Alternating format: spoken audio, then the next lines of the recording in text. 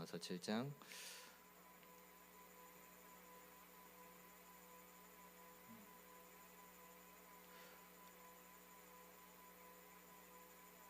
25절과 8장 1절만 한번 같이 읽어보겠습니다.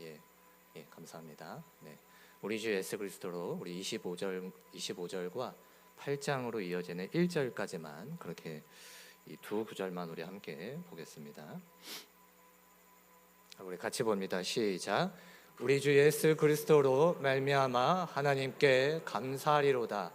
그런즉 내 자신이 마음으로는 하나님의 법을 육신으로는 죄의 법을 섬기노라. 그러므로 이제 그리스도 예수 안에 있는 자에게는 결코 정죄함이 없나니. 아멘. 이따가 이제 우리 외치듯이 합시다 할 때는 이 똑같은 말씀을 정말 외치듯이 같이 해 주실 것을 기대합니다. 네. 오늘 좀 설교 제목이 좀 특이하죠. 네, 레미제라블이라는 제목을 그냥 잡아봤습니다. 영화 이야기입니다. 앞으로도 봐서 영화 이야기를 또 해볼까. 그러면 이제 저의 어떤 영화 설교의 첫 시작이 되는 것인데요. 현 세대는 영화도 빨리 감기로 보는 세대더군요. 실제로 영화를 빨리 감기로 보는 세대라는 이 책도 있더군요. 자녀 가진 분들은 아실 것 같은데 사실 저는 이런 사실도 이 설교 준비하면서 처음으로 알았습니다. 와, 유튜브에 그 재생 속도 기능이 있어서 요즘 어린 친구들은 자기가 좋아하는 배우가 나오는 어떤 드라마 같은 것도 그 유튜브로 빠른 속도로 본다는 거죠. 빠른 속도로. 그래서 굉장한 아주 문화 충격이었습니다.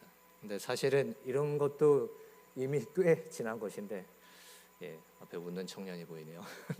꽤 지난 트렌드인데, 왜 제가 집에서 늘 아이들에게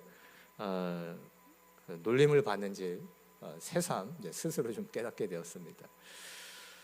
조금은 다른 맥락이지만 그 영상까지도 뭐 쇼츠, 릴스, 뭐 틱톡, 뭐 또 뭐가 있죠? 아무튼 이런 아주 짧고 자극적인 것이 이제 대접받는 세상이 되어 버린 것 같아서 좀 씁쓸할 때가 있습니다. 좀 다르게 표현하면은 이해하기 쉬운 것은 대접받고 이해하기 어려운 것은 그냥 뒷전이 되어버리는 그런 세대가 되어버린 것이 아닌가. 그래서 솔직한 바람은 이해하기 조금 어렵더라도 우리는 성경이 말하는 바를, 왜? 하나님의 말씀이 우리가 보는 성경에 있기 때문에 성경이 말하는 바를 쫓아가고자 따라가고자 하는 성경에는 조금 진지한 저와 여러분이 되시기를 간절히 권면드립니다. 우리 영화 이제 들어갑니다. 영화 이야기. 2012년에 이제 뮤지컬로 제작된 영화 레미제라블입니다. 한 번쯤 보셨으면 하고 추천드리겠지만 오늘 이 영화가 생각보다 아주 길고 대작이어서 이 영화 이야기를 다 할 생각은 없고요. 이 작품이 엄청나게 상을 많이 받았다는 거를 떠나서도 이 안에는 제가 존경하는 어떤 교수님이 제2의 로마서라고도 부를 만큼 복음의 어떤 핵심 메시지가 들어있기 때문에 물론 오늘 설교를 이해하시는 데는 전혀 무방합니다. 왜? 빵 하나 훔쳐서 감옥살이를 오래 했다는 그 장발장 이야기를 우리는 한 번쯤 들어봤기 때문에 그 한 줄만 기억하셔도 오늘 설교를 이해하기에는 무리가 없으실 줄로 믿습니다. 레미제라블, 불쌍한 사람들 이란 뜻입니다. 불쌍한 사람들. 등장인물이 꽤 많습니다. 굶주린 조카딸 위에 빵 하나 훔쳤다고 19년 깜빵살이한 장발장, 아이를 숨겨 공장에서 쫓겨나 거래 여자로 전락해서 결국은 죽는 판틴, 그 판틴의 딸 코제트도 여관 주인의 억압에 시달리죠. 희망 없이 그저 거리에서 싸구려 사랑을 사고 팔아야 하루하루 살 수 있는 여인들, 또 가난과 질병으로 죽어가는 많은 아이들. 이들의 삶이 비참한 이유는 내일에 소망이 없기 때문입니다. 그래서 레미제라블은 묻습니다. 전쟁과 아픔, 억압과 폭력이 가득한 이 비참한 세상 가운데 과연 내일이 있는가? 있다면 우리는 어떻게 그 내일을 소망할 수 있는가? 이 질문은 사실 굉장히 신학적이지만 신학적인 질문이라는 것은 사실 동시에 우리 성도들이 함께 생각해 봐야 될 질문이라는 것이죠. 이 비참한 세상 가운데 우리 성도들은 어떻게 하나님 나라를 살아갈 수 있는가? 어떻게 하면 어떤 믿음을 가져야 이 땅에서 천국의 삶을 살아갈 수 있는가? 천국은 내가 좋은 게 다 있는 곳이 아니라던데 들어보니까 통치를 받는 거, 그렇죠? 그래서 킹덤 오브 갓, 그냥 좋은 것이 많은 어떤 패러다이스, 그냥 내가 좋아하는 게 많은 게 막 쌓여 있는 게 있더라도 누가 안 계시면은 천국이 아니라고요? 그죠? 하나님이 계시지 않으면 천국이 아니니까요. 그래서 저는 천국이라는 말보다 하나님의 나라라는 말이 우리 안에 더 상식이 되었으면 좋겠다. 왜? 하나님이 계시지 않으면 그곳은 천국이 아니니까. 그래서 우리 성도들은 어떻게 해야 이 땅에서 그런 하나님의 다스림을 받는 그 천국 같은 삶을 살 수 있는가? 이 질문에 답하는 사람이 영화에서 누구일까요? 아이러니하게도 가장 많은 등장인물이 생각보다 나오는데 그 중에서도 가장 비참한 삶을 산 이 장발장입니다. 네, 굉장히 감사합니다.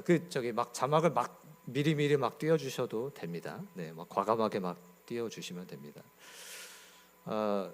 장발장에게 비참한 절망을 가져다 준 것은 사실 다름 아닌 정의의 소라는 세상의 법입니다.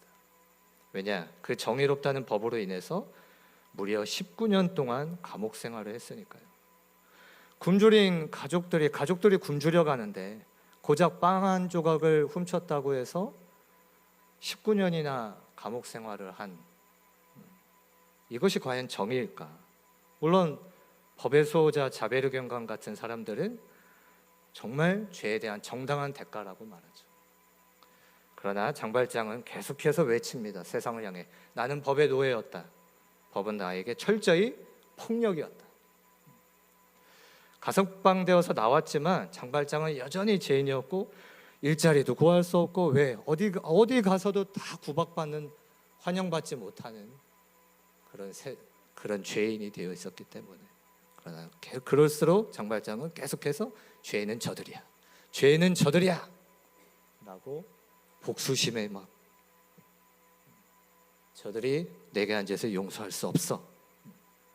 사실 예수를 십자가에 못 박은 로마법, 그런 율법 역시 자베르처럼 우리에게 똑같이 말합니다. 너 또 죄졌지. 에휴, 그러니까 너는 가망 없는 죽을 죄인인 거야. 그렇게 장발장은 영원한 죄인으로 낙인 찍혀서 세상 그 어떤 사람에게도 환영받지 못하는 떠돌이로 살아갑니다. 그러나 장차 장발장의 이 세계를 무너뜨리는 그 사랑이 등장하는데, 바로 우리가 한 번쯤 들어본 그 비참한 장발장을 가장 귀한 손님, 그야말로 VIP로 받아들이는 미레일 주교라는 사람입니다. 은식기, 풍성한 식사, 편안한 잠자리, 아주 한 번도 받아보지 못한 극진한 분에 넘치는 사랑을 장발장이 받게 됩니다. 그런데 그럼에도 불구하고 은식기를 훔쳐 달아나 버리죠. 자, 질문입니다. 장발장은 왜 훔쳤을까요? 장발장은 왜 훔쳤을까? 왜 처음 받아본 그 극진한 사랑을 배신해 버렸을까요? 단순히 은식기가 탐이 나서? 아니죠. 그의 상처 입은 세상에서 그 행위는 정당했기 때문입니다. 그 세계에서 그게 정당해요. 왜? 생각해 보세요. 고작 빵 하나로 19년을 감옥 노예로 살았습니다. 대략 1,000원을 하는 빵으로 띄워주셔도 됩니다. 대략 1,000원을 하는 빵으로 무려 거의 10억 원에 달할 수 있는 19년의 임금을 강탈당해 버린 겁니다. 정의라는 이름으로. 장발장의 계산에서 그 값은 계속 커지게 마련입니다. 피해의식이라고 말할 수도 있겠죠. 계속해서 커지게 마련입니다. 재심이라고, 이건 한국 영화인데요. 저는 이미 그 영화 나오기 한참 전에 SBS 그것이 알고 싶다에서 2번이나 다룬 사건이어서 잘 알고 있었습니다. 2000년 8월에 전북 익산 약촌 오거리에서 새벽에 발생한 실제 살인 사건이죠. 그 주인공이 억울한 누명을 쓰고 10년을 교도 생활을 하다가 진범이 따로 잡히죠. 그런데 그 채모군의 망가진 인생을, 그 젊음을 10억대라고 하지만 정부의 그 돈이 또 그를 강압수사한 검사의 사과 몇 마디가 그의 인생을 보상할 수 있겠습니까? 그러다 보니까 오늘날 눈에는 눈, 이에는 이, 어떻게 하겠다? 내가 받은 피해는 내가 보상하겠다. 내가 보상받겠다. 그래서 그 유명한 올드보이가 포함되어 있는 박찬욱 감독의 복수작 시리즈 같은 게 또 요즘에 뭐 3를 시작한 것 같은데 모범택시 이런 게 이렇게 인기가 있는 겁니다. 왜? 사적으로 국가가 해주지 못하는 나의 복수를 누군가 나서서 직접 해주는 걸 볼 때에 우리가 느끼는 어떤 희열, 막 그런 카타르시스 같은 게 있거든요. 그런 작품들이 굉장히 시청률이 높고 흥행했다는 것만 봐도 알 수 있습니다. 날 섬겨준 사람의 재물을 훔쳐 달아나는 것, 오랫동안 법에 무자비한 폭력 속에 놓여 있었던 장발장이 그나마 자기의 정의를 실현할 수 있는 방식이었던 겁니다. 눈에는 이, 이에는 이. 그러나 그럴수록 그 뒷면에는 율법의 정죄감, 그 계속해서 정죄당하는 죄책감에 사로잡혀 있습니다. 사실 우리 사이에서도 조금 덜 억울한 일을 당했을 그런 정도의 차이가 있을 뿐이지 현재 세상 구조도 그렇게 크게 다르지는 않습니다. 법 또한 우리는 법이라면 완전히 막 정의로워야지라고 그렇게 기대를 하지만 사실은 완전한 법을 세우려 하면 할수록 법은 도리어 또 다른 약자들을 합리적으로 억압하는 권력이 될 수도 있습니다. 법은 늘 현실을 뒤에서 따라갈 뿐이죠. 세상은 이렇게 서로 다른 어떤 정의의 기준으로, 그런 보응의 기준으로 점점 벽과 담을 세워갑니다. 그것이 이제 레미제라블 영화에서는 바리케이트로 나오죠. 요즘 애들 용어로 타인을 향한 분노 게이지가 점점 더 높아지는 겁니다. 그런데 그 담을 한순간에 무너뜨리는 것, 바로 이 미래의 주교의 말입니다. 예, 맞소. 그건 내가 준 것이오. 그런데 왜 당신은 가장 좋은 것을 놓고 갔어? 이것이 계산이 되지 않는 놀라운 사랑의 특성입니다. 모두의 예측과 기대를 뛰어넘습니다. 예측할 수 있으면 사랑이 아닙니다. 놀랍지 않으면 결코 사랑이 아닙니다. 이 놀라운 주교의 무한한 사랑이 서로 당한 그 정의를 무너뜨립니다. 그 벽을 무너뜨리고 동시에 저 위로부터 장발장에게 큰 빛이 임합니다. 예수 그 십자가의 그늘 아래 하나님의 귀한 새 자녀라는 것이 선포됩니다. 이제 장발장의 노래가 절정에 이릅니다. 이제 나는 그동안의 세계에서 벗어날 거야. 그 장발장의 세계에서 이제 장발장은 없어. 나는 다른 이야기가 시작되어야. 그래서 로마서 7장의 말씀처럼 오호라, 나는 공고한 자로다.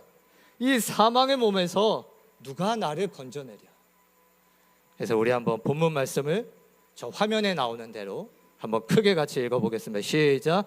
우리 주 예수 그리스도로 말미암아 하나님께 감사하리로다. 그러므로 이제 그리스도 예수 아닌 자에게는 결코 정죄함이 없나니. 아멘. 그렇습니다.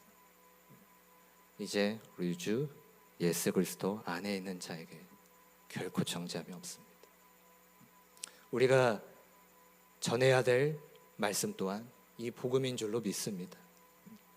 24601 장발장의 이름이죠. 그 제법이 끝까지 장발장을 따라갑니다. 그런데 장발장처럼 성도도 어떻게 해야 태어날 수 있느냐?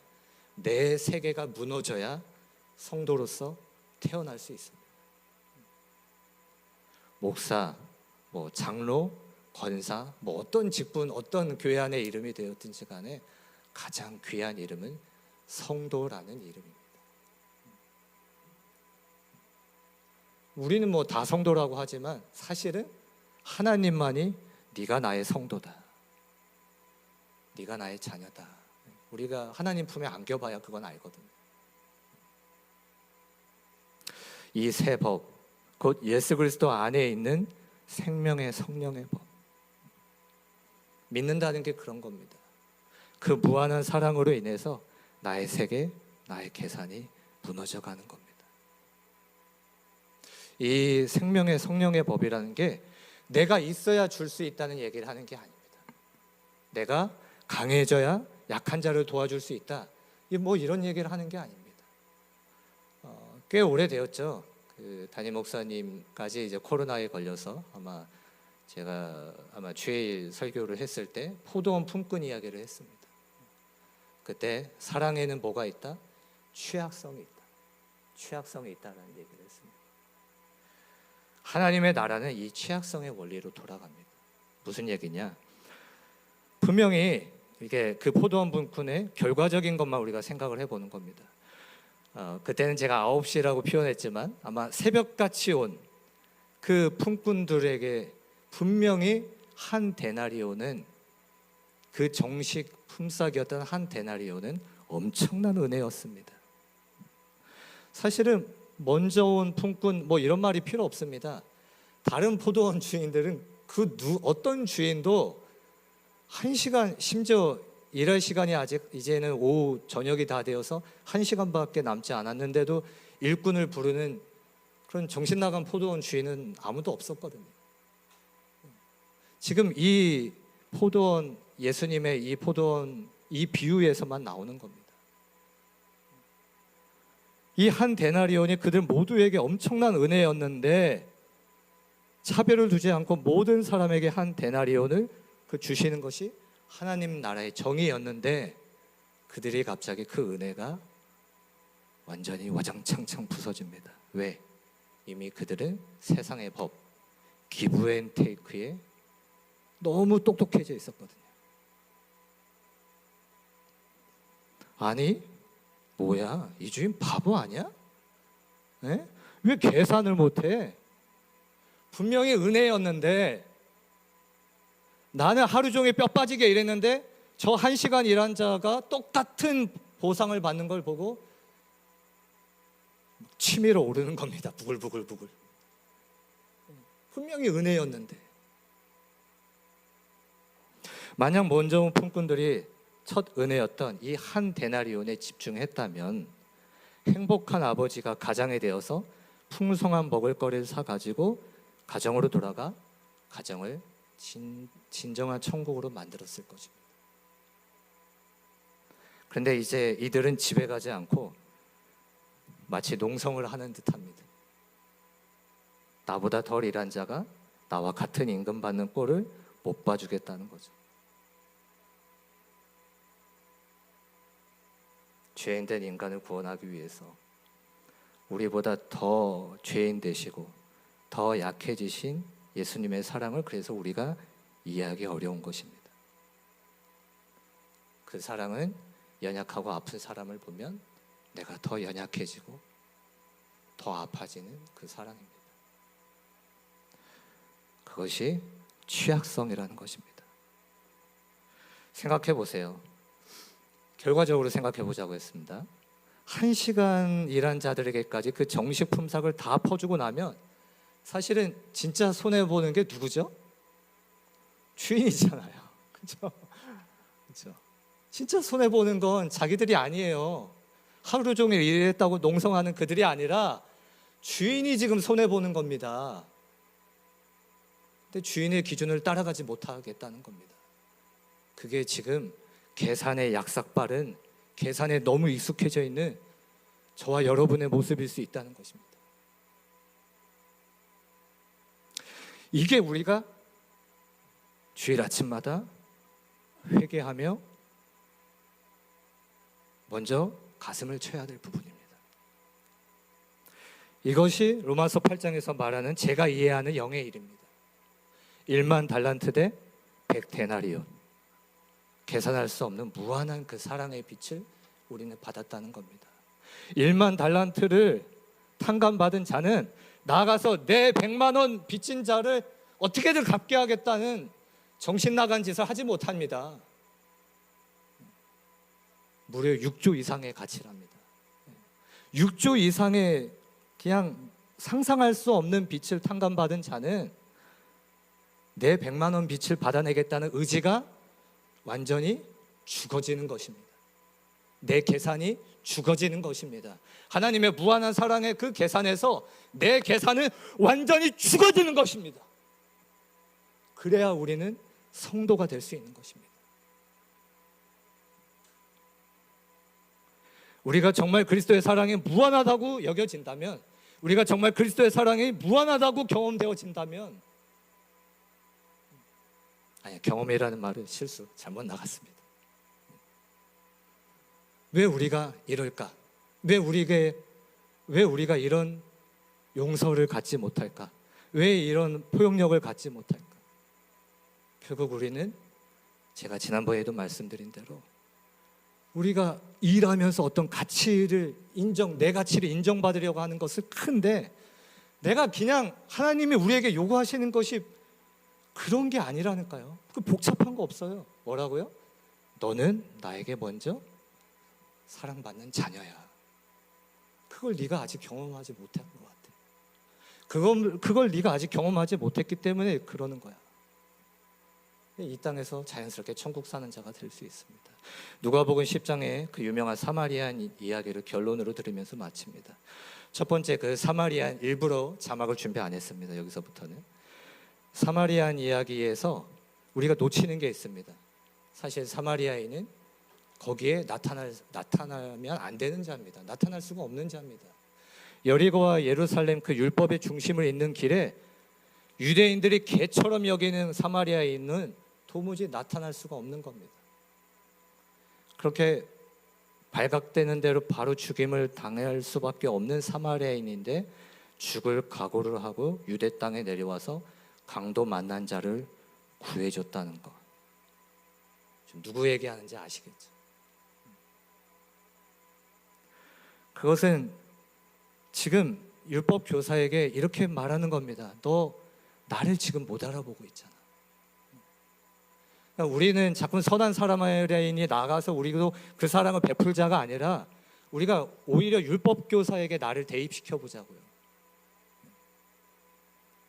사실은 내가 조금 기분이 성경을 보다가 나를 어디에다 대입시킬까 하면은 제일 밑바닥 내가 좀 기분 나쁜 사람한테 대입시키면 아마 그게 맞을 가능성이 큽니다. 여러분을 선한 사마리아인에게 대입시키지 마시고 율법 교사에게 대입시키자고 말입니다. 율법 교사처럼 우리도 누구를 못 알아보고 있죠? 그 말씀 대신 예수님을 못 알아보고 있는 겁니다. 그리고 그 주님은 말씀하시는 겁니다. 네가 그런 사랑을 못할 거라는 걸 알기 때문에 내가 지금 여기에 내려온 거야.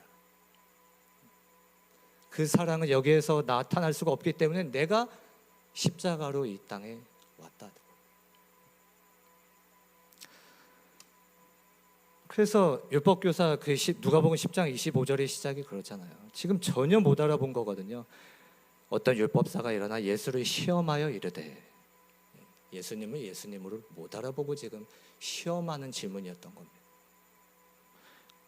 그래서 가서 너도 이와 같이 하라는 것은, 요거는 제가 자막을 부탁했군요. 한번 저 노란색 같이 한번 읽어보겠습니다. 시작. 너도 가서 그 선한 사마리아인에게 사랑을 받아야 한단다. 네. 그런데 여전히 문제가 남아 있습니다. 그게 뭐냐? 만약에 이 강도 만난 자가 유대인이잖아요. 이 강도 만난 자가 이 팔에 뿌리칠 수 있는 힘이 조금이라도 남아 있었다면 이 사마리아인의 도움을 절대 받지 않습니다. 제가 그 성경 배경을 또 말씀드릴 수는 없고 지금 마쳐야 되니까요. 그러니까 팔로 뿌리칠 힘이 남아 있었으면 도움을 받지 못했어요. 절대 사마리아인의 도움 따위는 받지 않습니다. 그런데 어떻게 해서 사마리아인의 도움을 받게 되었죠? 옛날 개역 한글에 거반 죽은 상태가 되었기 때문에 도움을 받았던 겁니다. 그래서 오늘 설교 제목이 저와 여러분은 세상에서 레미제라블이 돼야 된다는 겁니다. 목사님, 그래도 기왕이면 크리스찬이 좀 뽀대나게 좀 부러움 좀 받으면서 그럼 좀 저절로 전도가 되지 않겠어요? 속지 마십시오. 고린도전서 3장 10절 제가 그대로 읽어드립니다. 다른 이가 그 위에 세우나 그러나 각각 어떻게 그 위에 세우기를 조심할지라. 이 닦아둔 것 외에 능히 다른 터를 닦아줄 자가 없으니 이 터는 곧 예수 그리스도라. 만일 누구든지 금이나 은이나 보석이나 나무나 풀이나 집으로 이 터 위에 세우면 그날에 그 불이 각 사람의 공력이 어떠한 것을 시험할 것이라. 듣기 불편한 말씀 중에 아마 최고의 말씀입니다. 생각보다 성경에 이런 말씀이 많습니다.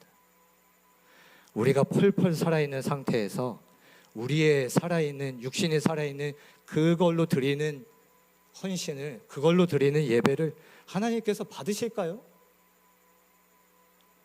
성경에 말하는 구원의 모습은 거반 죽은 상태로 하나님의 사랑에 이 세상에서는 질질 끌려가는 것 같은 그런 모습이 구원받은 사람의 모습일 수 있습니다.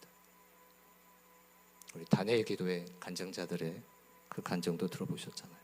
기꺼이 그 불쌍한 사람이 되시길 바랍니다.